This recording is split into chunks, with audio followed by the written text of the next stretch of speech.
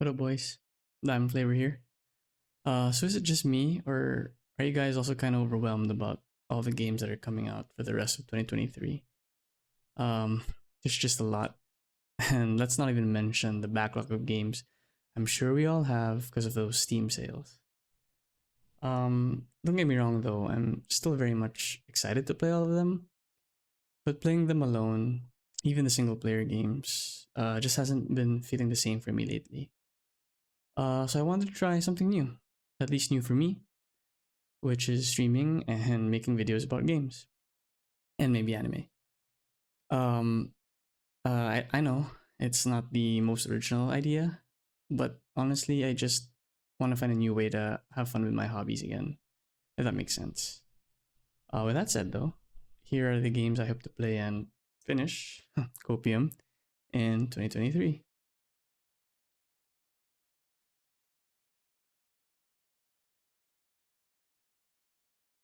So, new games I want to play. Number one is coming out fairly soon, actually. Remnant 2 comes out in July 26th. So I played Remnant 1 with my friends and I also played it solo. And while it's kind of rough around the edges, I'd say it's probably a solid 7 game, 7 out of 10. It had a lot to offer and a lot of cool ideas in terms of mixing the Soulsborne or Souls like, game design with a shooter. So I'm definitely excited and looking forward to Remnant 2 because they are really expanding what was in Remnant 1, sanding off those rough edges, and I'm especially excited for the classes. I feel like they've done more in Remnant 2 to differentiate the classes from each other. Because in Remnant 1, they kind of just blended together at some point. So, yeah, I, and from the trailers that we've seen, like the bosses also seem much more challenging and much more interesting to fight now with different mechanics and different designs. So I'm definitely looking forward to Remnant 2. Remnant 2. Number 2 is Baldur's Gate 3, which is coming out of early access August 4th. Pretty soon as well. Um, I'm pretty excited for this one. I've never played the Baldur's Gate 1 or 2, but I love turn-based RPGs. And this one is like, I think the biggest one that's coming out in forever. Modern devs are even saying not to use it as a benchmark for RPG games because it's an anomaly for what it has to offer and the price that you have to pay for it, which is kind of sad. I think that's kind of a cop out, you know. But I'm not quick to blame the devs and artists because usually it's like, at least as far as I know, the people on top are kind of the ones who interfere with artists and developers in the with their creative process. But I think this will be a fun game to stream, and I hope you guys watch it. We can have a lot of shenanigans with the dialogue options and our different relationships with the different NPCs. Which path we're gonna take. And I mean, they just released that you can apparently romance a bear, so they've definitely got that part of the fandom covered. So only thing I'm worried about it is the turn-based aspect. I personally love that, but I know it might not always be exciting to watch. So I have to find a way to make that entertaining for you guys. Uh, but I'm still really excited to play Baldur's Gate 3 and I'll at least give it a try for a few streams. After that, we got Armored Core. Armored Core. Core 6, which comes out in August 25. So pretty good space in between. Um, I'm familiar with Armored Core series or franchise. I feel like I played maybe one or two of the older games back when I was a kid, but I don't really have a good memory of it. So I guess I didn't play it that much or it didn't stick out to me that much. But I'm really excited for it because I do miss that old kind of mech game. I played Mech Warriors when I was a kid, and I really miss having those games where you're basically like a mercenary and you load out your mech with all different types of weapons, chassis, and it just influences your playstyle so much. And that lets you tackle different enemies and maps in so many different ways. And with this one, they even, I know that they did it in previous games, but a lot of the verticality and the three-dimensional, space that we're able to play in with the jump packs and stuff like that, flying around and boosting around, seems really, really dynamic and fun.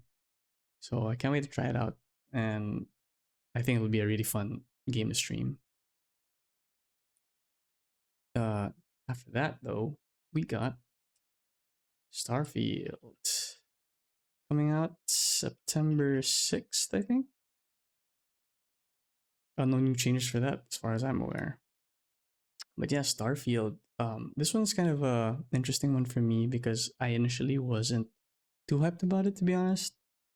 There's just something about the style, or I guess lack of it, that really didn't get me hyped up about it.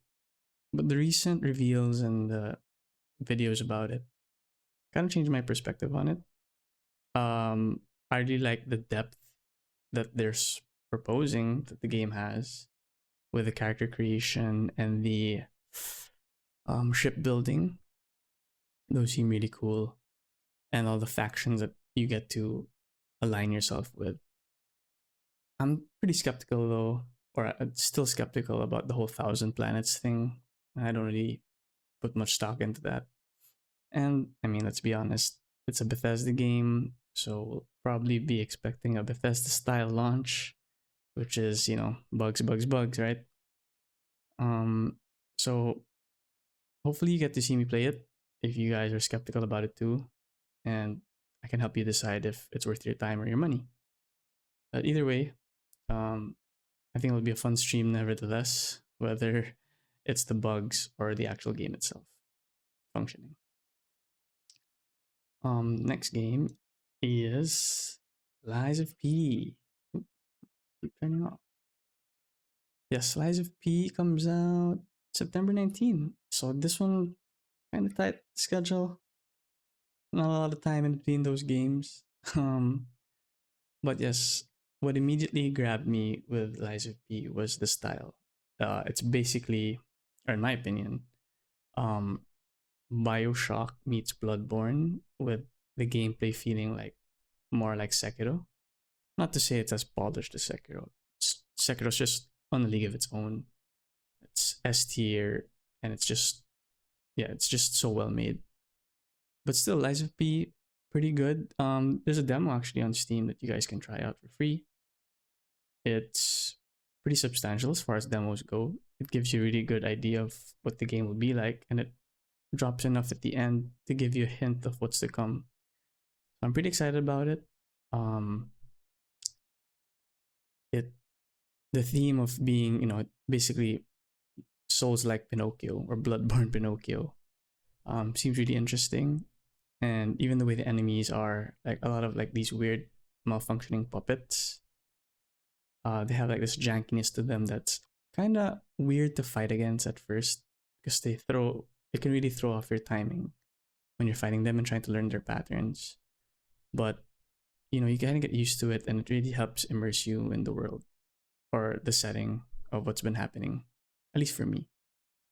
And going back to the Sekiro comparison, I really like how it rewards parrying a lot instead of just dodging and, flailing your way around the game. Memorizing the patterns and just general movement of the enemies is really cool. So I can't wait to try that. And I think it'll be a fun stream too. After that, we got Lords of the Fallen. This one is a reboot, I believe. Not a remake of the original one that came out in, I want to say 2015, 2016. Somewhere 2014 to 2016, somewhere around there. This one comes out October 13. So this one's pretty cool too. Your classic dark fantasy, but it has this mechanic with, as far as the trailers have shown, you switch between like this undead world and the living world. I forgot what the undead world was called. But yeah, it's another Souls-like game. They really cleaned up the aesthetic a lot, and yeah, the gameplay seems much more fluid. So I'm looking forward to this one as well. It's another challenging, seems to be a challenging game. Maybe they tightened up the gameplay as well, and the boss designs look really cool from what they showed in the trailer. So I'm pretty excited about this one. Next is Alan Wake 2, and I guess 1, since I haven't played 1. This one comes out October 17th. Excuse me. October 17th. This one I'll actually put an asterisk on. I'm not super sure yet if I wanna play and stream this one. I'm not too big on like thriller, suspense, horror kind of games. But what makes me interested in this is I played Control. It's one of my favorite games. I love that game so much. It's just um such a well-made game in terms of like the aesthetic and the physics and the gameplay of it. But in relation to Alan Wake, they revealed in the game, sorry spoilers, they're in the same world. They're Alan Wake is a I forgot what the acronym stands for, but it's an AWE. Like he's one of those special events that the bureau like looks for. That got me interested a lot, and I don't know if they'll touch on it in the game. I hope it will. I hope they will. So if they do, I'm pretty excited to try out the game, see what happens. And ooh, show that on wait. Yeah, I'll wait over here. After that, we have Spider-Man 2. So I don't think this needs much explanation, honestly. I mean, universally loved the first game from PS4. I played the heck out of that game. I know we're all hyped to see the black suit, the Venom suit. Miles Morales being in the game as well. Getting to switch between them, I think. And seeing Craven the Hunter and just how much they've expanded the world, added more content into it. And first Spider-Man was the PS4 one was already a pretty substantial game, I'd say. There's just so much content in it already, and it was just so well made. So I'm looking forward to this one. This one comes out October 20th. So this one, October is just one of the, it's just the month for games, especially this year. So many big games coming out. I didn't even list all of them. These are just the ones I'm interested in. And lastly, for the new games, we have, oof, this one I've been waiting for this for a long time. Space Marine 2. No confirmed date yet, but it says winter 2023. So if you guys don't know, I'm a pretty big Warhammer fan as far as lore is concerned. I don't know if you guys can see it. Heresy books and, you know, well, salamanders are one of my favorite legions.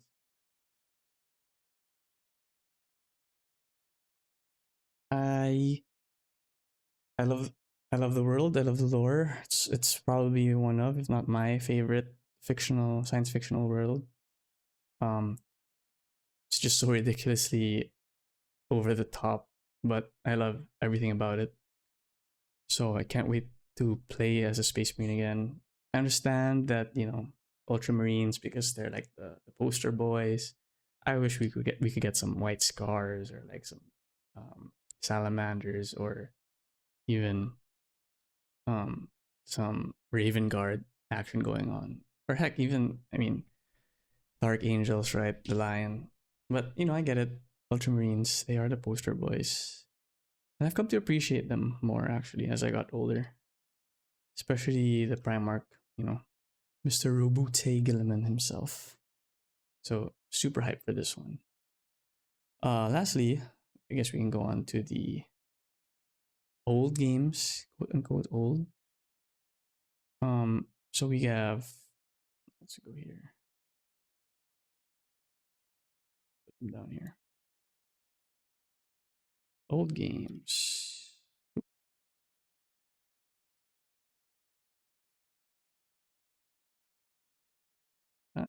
Vote.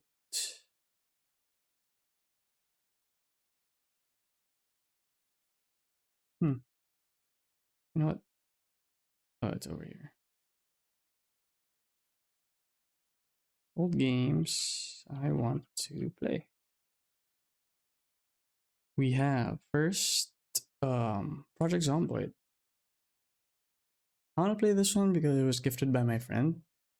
I know that the survival um zombie genre is pretty overplayed, or I mean, some people might find it overplayed.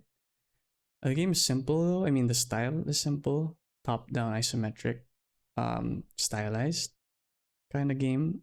But I know it's pretty difficult, especially if you're gonna play solo. I think so. I want to stream this one solo and with friends, and I think it would be a good time to for you guys to see us or me learn it on the fly and get wrecked, basically. But yeah, I think this will be a fun game. Number two is yes, God of War Ragnarok. I know I'm pretty late to the party. I recently just got a PS5 actually. Um, and I've been wanting to play this game ever since they announced it. The God of War 4, I guess, or the evolution of God of War was so amazing to me. Seeing what they did with Kratos after what he went through in God of War 1 to 3, I think was just genius, honestly. And in my opinion, I think it's what they did was even more difficult than making a new IP in some ways. When you make a new IP, you know, nobody really has any expectations, so you can just surprise them. And I think one good example of that is John Wick. You know, John Wick basically caught everyone by surprise and blew everyone out of the water because nobody knew what it was or there was no reference point for it. Um, but with Kratos, you know, he was already a pretty established character from his original trilogy, and what they did with him after, you know, how they evolved him was just amazing to see. So I'm super hyped to see the end of the story, or at least this saga, you know. And this is one of those games that I would have bought a PS5 just for this game, and I finally did. So I'm super excited to play this, and hope you guys will be with me when I, you know, give my reactions and my experience. Number three is this one's a big one. The MGS Master Collection. Uh, it was crazy when they announced it.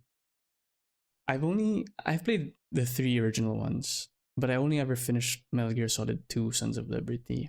And I only finished it once, like way back, and I think it was grade school or really early high school, so I don't really remember much of it, to be honest. Um and I know MGS3 Snake Eater is getting a remaster as well, like its own remaster, the Delta, MGS3 Delta. But still, I want to go through the original three games. I know they're legendary. It's a legendary franchise and the legendary story. So I'm pretty hyped about this. A little bit afraid about the challenge. I remember Metal Gear 1 being really difficult, or maybe it was because I was just a kid. So let's see. Number four. Oh, this one is a huge one as well. So, the Final Fantasy arc, basically. I Yeah. It's not to say I'm gonna play all the Final Fantasy games, but these are the ones I'm really interested in. We got Final Fantasy 7, Final Fantasy 10, Final Fantasy 14, and Final Fantasy 16. I've never played 7. I grew up with 10. I actually played a bit of 14. I actually have, as far as I remember, I have the expansions until Shadowbringers, but I've only played until Heaven's Ward, which is funny because I know that that's part of the free trial. So I haven't even got my money's worth yet of the game. I do have 16 already. I might start with that since it's the freshest one. Um, but yeah, I'm pretty excited for this one. I don't know how it's gonna go yet or how I'm gonna plan it out because these games are really long and really big. Especially for 14. I know it's an MMO, but I'll focus just mainly on the story. I'm not gonna go too hardcore into like the raids and everything like that or the MMO aspects.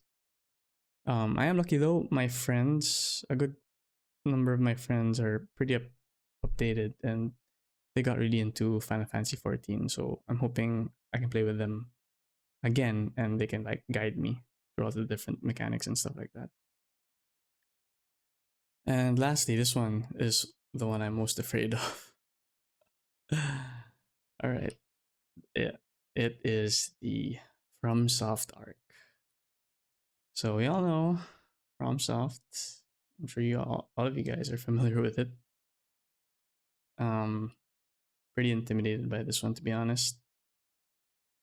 Although I acknowledge that the games are just, they're just amazing.